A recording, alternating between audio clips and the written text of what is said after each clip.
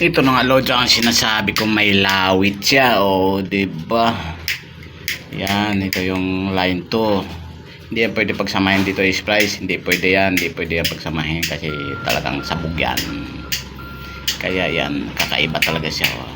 Bali tatlo rin yan, yung line 1 papunta sa canopy, line 1 dito, at line 2 to sa taas, ay line 1 to sa taas. Alam mo load, sa akin marami nagsasabi sa iba na ang sinasabi nila na ang line 1 ay dapat sa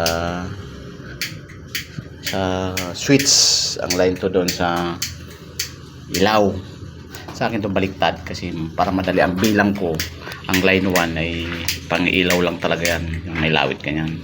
Ang line 2 ko yan ang bababa yan sa switch para magkakasupply yung switch. Ayun, diba? Ito yung return ng switch dito sa ilaw, yung sa canopy. Then diretso ko na yan loads canopy. Hindi ko na pinutulan para wala nang splicing. Diretso na yan hanggang doon sa labas.